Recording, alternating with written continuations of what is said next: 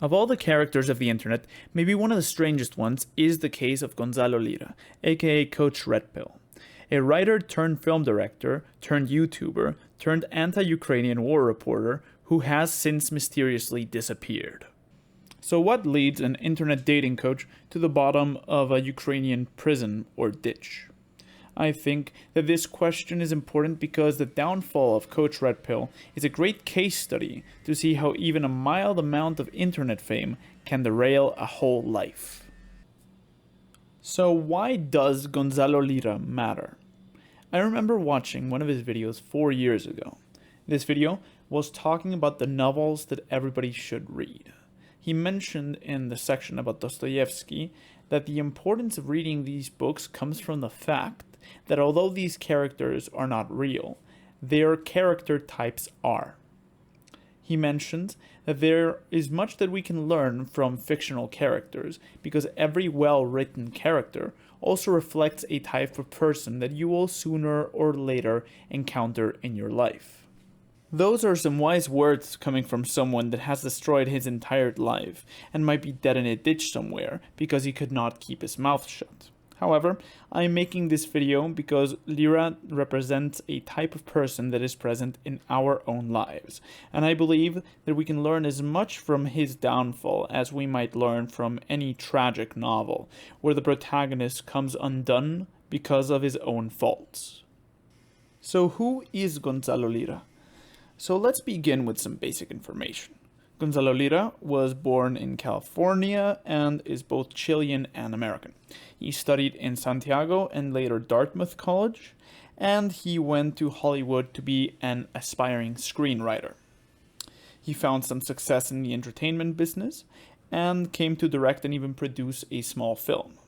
Later, he went on to become a writer in New York and found success writing spy thrillers. However, the interesting part is his internet presence. He founded a life advice and dating coach channel called Coach Red Pill that grew to almost 300,000 subscribers. Indeed, most of the people here know this illustrious fellow from this phase in his life. I found his channel in 2018 and it was a mixed bag. Some videos were solid pieces of life advice from a 50-year-old that had had much life experience in business and travel. However, the more popular videos were mostly about dating and women. And although my teenage self was curious enough to see them, there was not much more substance that you would come to find in other characters such as Andrew Tate. A hedonistic and immoral list of tips to get laid and eventually find somebody to settle with. This channel also touched on politics from time to time, and predictably, these opinions were politically incorrect. After all, it was the golden age of anti-SJW YouTube, and with time the channel became more and more political. But with time, the channel began to stagnate, and Gonzalo concluded that this channel was being shadow banned, and that the only way to keep going is to start a second channel and shut down the original one. In the late phase of his channel, the quality and frequency decreased, and Gonzalo seemed to become increasingly unhinged, and I gradually lost all interest in this channel's content. Essentially, the channel was well on its way to dying. However, Gonzalo made a comeback onto my radar on February of 2022 with the Russo-Ukrainian war. After all, he lived in Ukraine and was in the capital when the special military operation started. Since then, his channel has been purely focused on reporting this war. Initially, he was pessimistic and thought, like the rest of the world, that Russia was going to roll Ukraine over. At the moment that the invasion started, he was staying at a hotel in Kyiv and ended up getting kicked out because of his defeatist views and tweets. After finding himself in the middle of the Battle of Kyiv, he went back to Kharkov, or Kharkiv, I guess, where his family lived, and began reporting and speculating on the war situation. His position steadily became more and more anti-Ukrainian and broadly anti-NATO as time went on, which landed him on hot water. Of course, the Ukrainian government was not too happy to have him undermining the war effort and paid a couple of visits to him. However, Gonzalo stubbornly continued to produce his videos and live streams.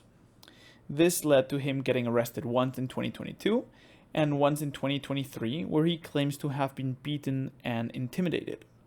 After his second arrest, he decided to flee from Ukraine to seek asylum in Hungary, and he has not been seen since. The continuing story of Gonzalo Lira is one of the strange crossovers that could only happen in the 21st century. But what can we learn from this story, from his rise as a dating coach and then his descent into a tragic career as a war reporter? The first interesting aspect is his rise as a dating coach in the quote-unquote manosphere, and how he predated others like Tate. So why did 300,000 men decide to watch millions of hours of his content? What did he have to offer? In my opinion, his best content was his life advice, where he tells his audience about his professional experience as a writer, a minor film director, and a businessman. For all his faults, he is a good storyteller, and in these videos there are glimmers of wisdom. The two that I would recommend are The Pyramid and A High Contrast Life. However, by far his most popular videos were those about women, where he explains the things that a normal 15-year-old boy would find hard to understand about them, and later he gives them his advice. The issue is that his audience is not only made up of 15-year-olds, but also a lot of 20-something-year-olds that frankly still do not understand women. But why is this? This is surely not monocausal, but I believe that the reduction of friendships and social organizations that has happened in the last 50 years plays a large role in the fact that many young men never actually get to know and understand the girls their age. Another factor is that due to an increasing single motherhood and divorce rate, many teenagers learn little about women from their fathers. The result of this is especially evident in the millions of confused young men that turn to the internet to try to understand why they are not getting laid. This is the source of fuel that propelled Gonzalo to minor YouTube fame, Tate to major fame, and it will give fame to many other personalities in the future. The advice that he gives about women is also very practical and amoral. In each video, he takes something that women do and explains it using biology, and then finds some practical way to make the best out of it. A telling example. In a now deleted video, he talks about the reality that after some years, the sex life of a marriage loses its initial intensity. Then he explains that this is a natural phenomenon that incentivizes men to have children with multiple women. The solution to this problem is simple. No single woman can satisfy all your needs, so the logical thing is to discreetly get yourself a mistress. That way you can keep your family intact and satisfy your desires at the same time. What is clear is that Gonzalo Lira and millions of other men are unknowing followers of Max Stirner. They look out for themselves and seek to get as much as they can from life in an amoral and rational manner. So in that sense, I believe that Lira is not really a person that has some deep placed principles that go beyond his own personal interests. The other thing that we must explain is his whole Ukrainian adventure. Why would anyone in his right mind decide to stay in a war zone and furthermore criticize the government during an active fucking war? This is difficult to explain. So let's begin with the question of why he took an anti-Ukrainian stance in this conflict, especially given that his wife is Ukrainian and he has lived there for many years. Of course, I cannot read his mind, but I believe that there are two main factors in this equation. The simplest one is self-preservation. He and his family lived in Ukraine and they did not expect there to be a war.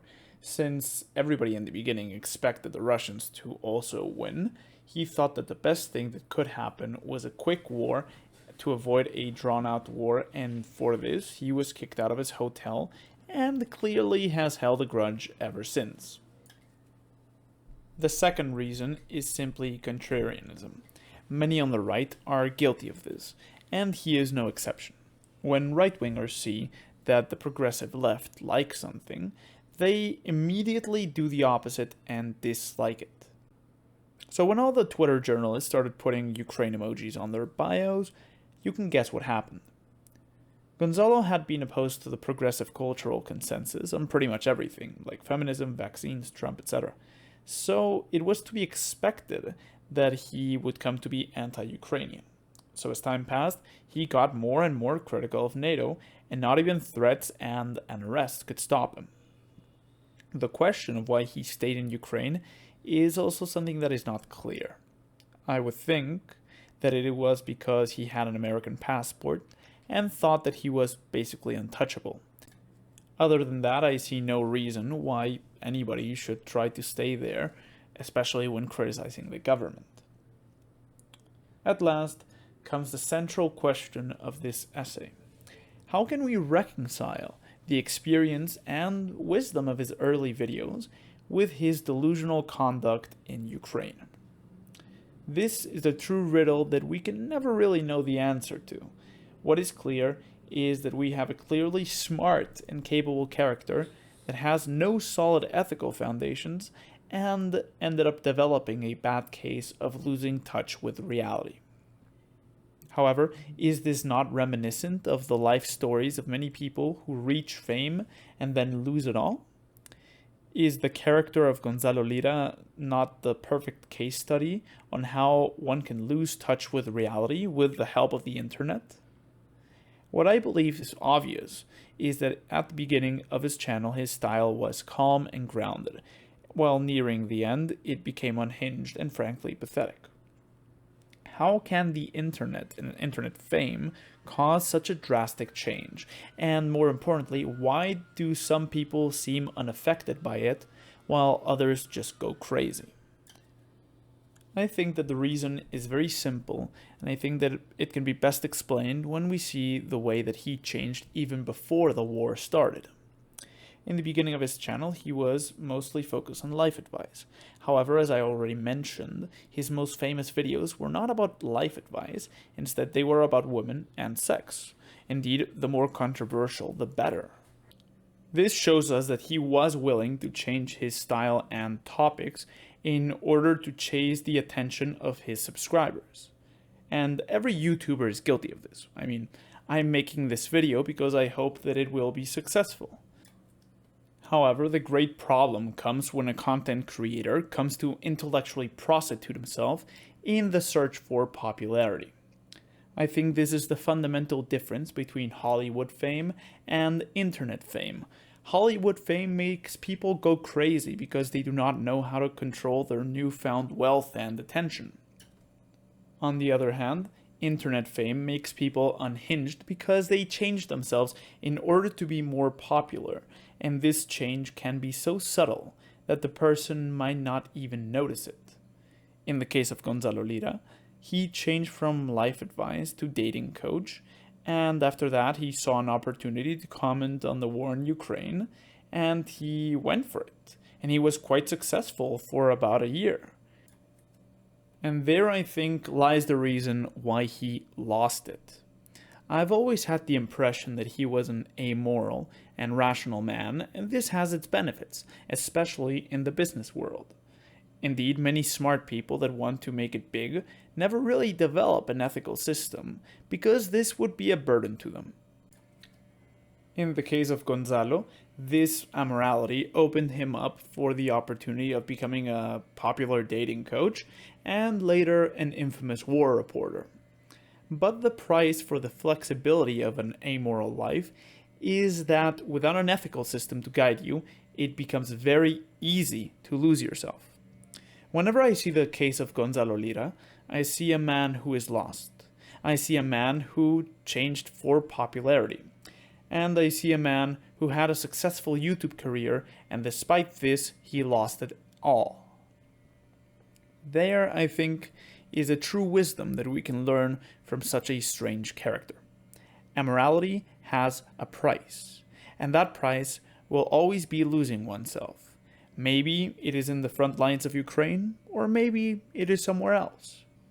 We all are at risk of losing ourselves and losing touch with reality, because when this happens, most people don't even notice it. In the end, it does not matter how smart you are. Once a person becomes detached, not even their intelligence can save them from their delusions. If you like this essay, make sure to subscribe to both my YouTube channel and my Substack, since there I will always post my essays first, but before I turn them into YouTube videos.